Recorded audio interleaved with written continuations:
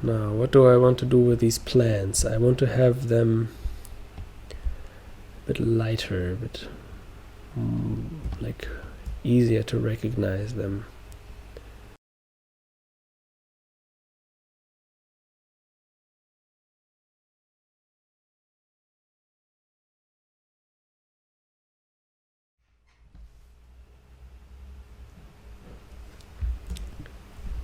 Okay.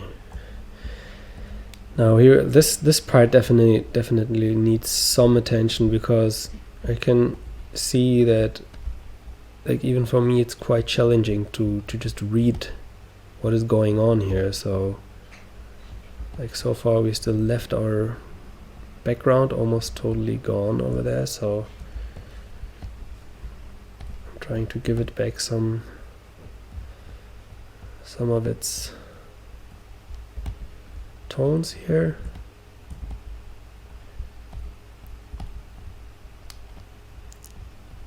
Oh yes, that's much better.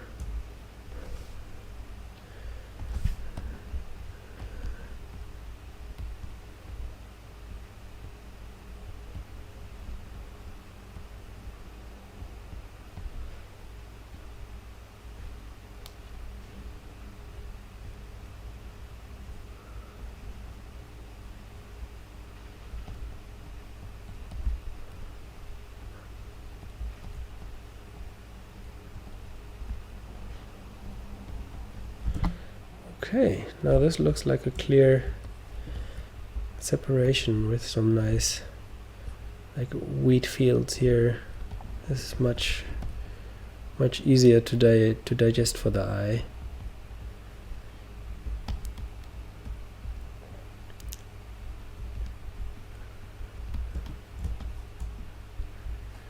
Maybe having some of the brighter areas peek through,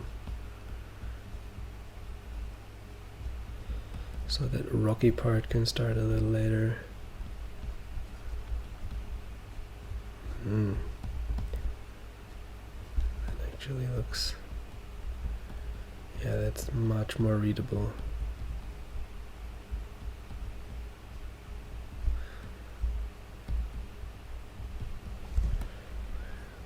So yeah, you see, I'm just going for every part that is just like hard to digest for the eye, and basically working on it, basically just like bit by bit making it more accessible and more readable.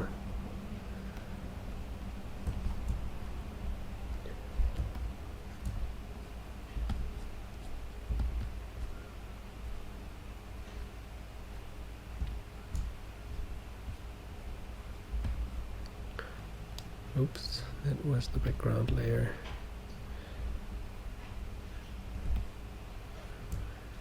Yeah.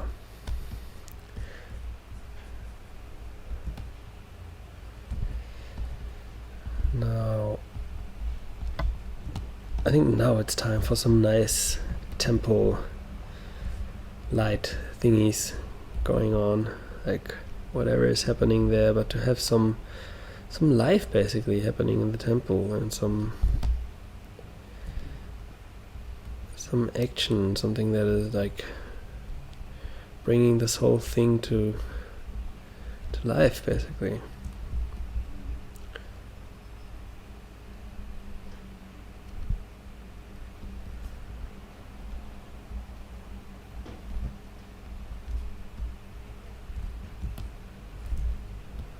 Maybe the bridge is lit or something. Not sure yet.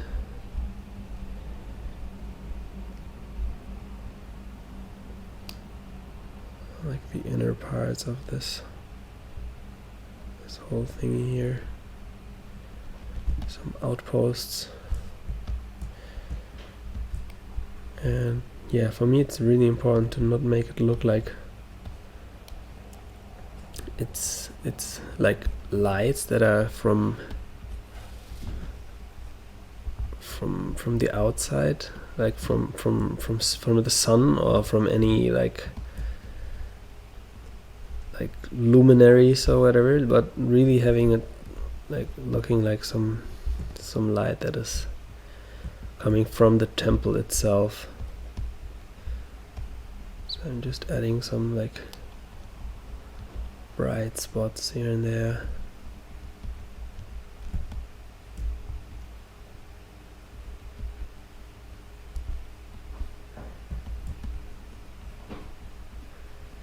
Just making sure it's really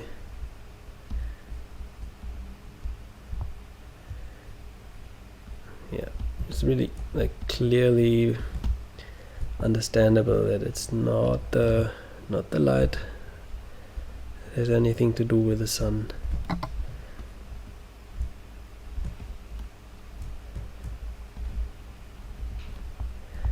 Same here. Maybe there's like a little forest garden or whatever,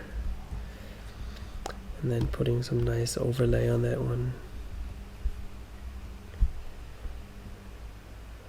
Like it's basically the same, always the same procedure that I add the regular paint first, and then after that I pick this brush that has overlay selected and add this basically this effect that makes things like really like shine. And in this case I really want some light bouncing back on the temple too, so it can really look like a, here we go. This looks like some local action is going on there. This is kind of cool. Same here, because basically it's like essentially a totally different temperature of the light and everything, and this is what we want for that.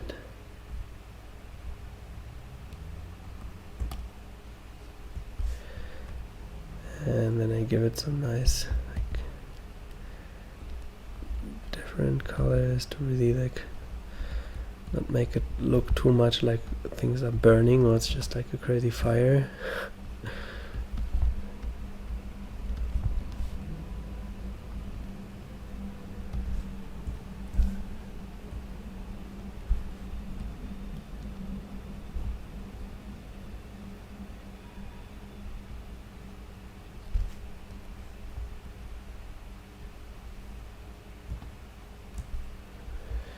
We're having some like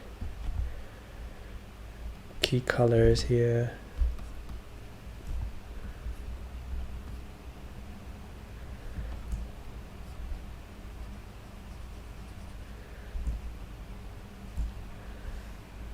That are interesting. Is that interesting? I'm not sure. It was an experiment.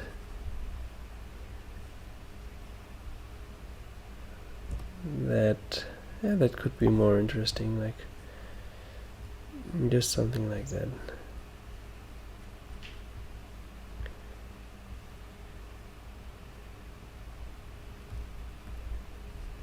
Yeah, it's like, remember, it's really like a speed painting. It's nothing like where you go crazy into like architectural details. It's really just to bring across a certain idea. And for that it should totally work. So as we're working on a new layer, let's just bring back down this part here by just erasing some of it. Just like that.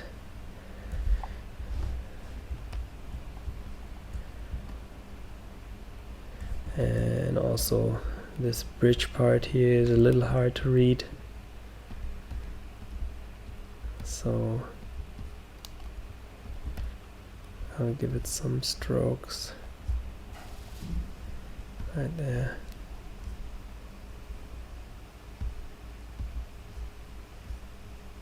Here we go. Just gets a little clearer on where we are there with the whole architecture situation.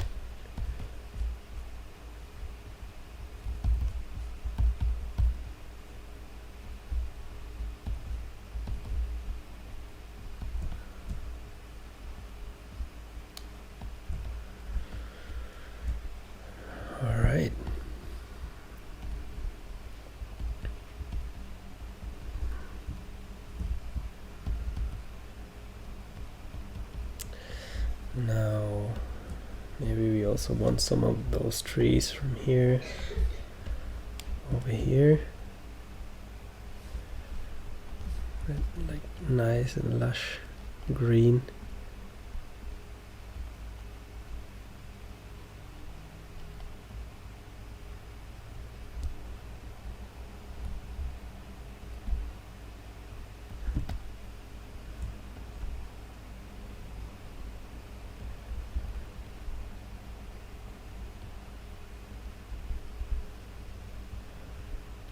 Of course, they're all lit.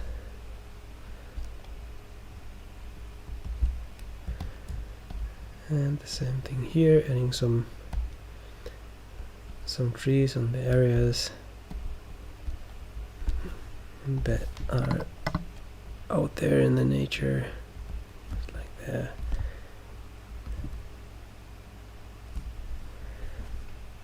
And this also makes it kind of interesting. Some shadows.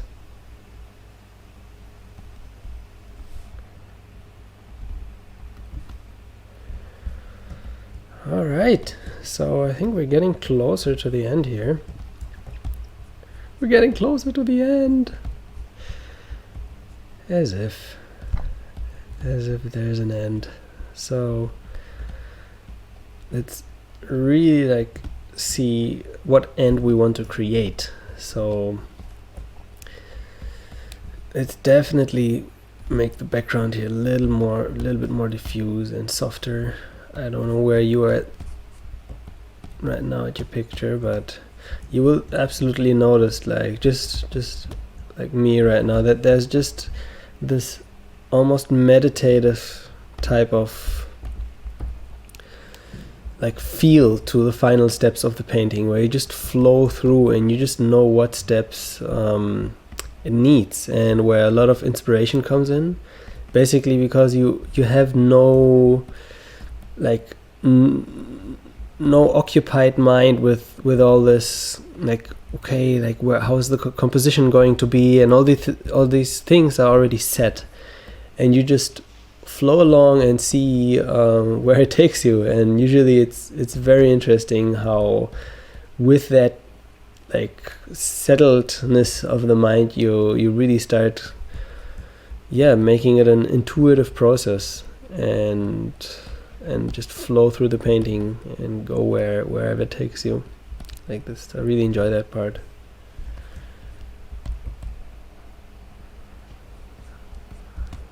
So we can definitely also take care of some of the tones here. It's really important that you see if some parts are too dark or if they get too harsh, to just pick them back up so they stay in the background, basically, because anything that goes below a certain threshold, I would say, you make it appear as if it's in the foreground, and you don't want that. So for example, here this is a really dark area, really dark spot, and I don't want that to be too dark, so I make it brighter. It's as simple as that. Yeah. There's a cloud over there that still looks strange, and yet it's untouched for ages, this cloud right here. So kind of interesting. Maybe we could add a little bridge between those guys. Or is that confusing? I don't know. I think that's a little bit confusing.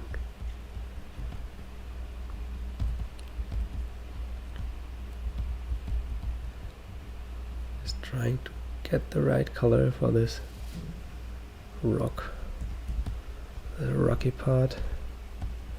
Oops. Adding some sky color for the mix.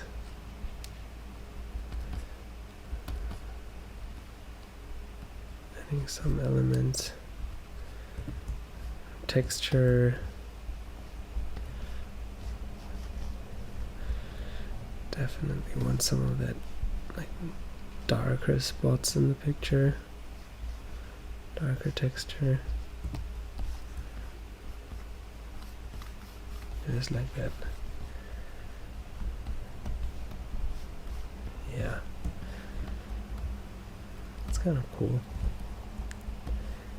And same here. This is a very dark area, and I'm just going to brighten that up a little, just like that. Oh, much better. Although it was a nice edge, it's still important to have like a clear, now that we're brighter anyways, we have a clear distinction.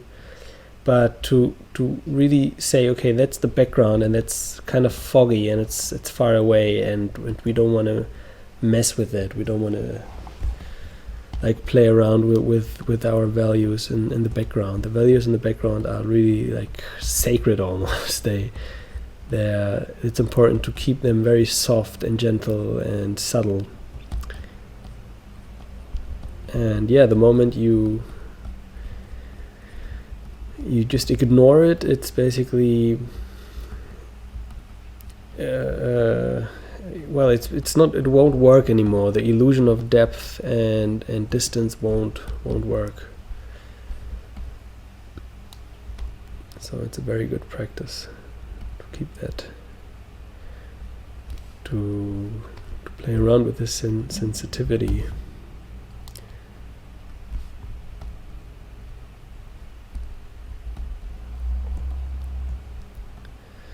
Giving it some interesting rock shapes right here.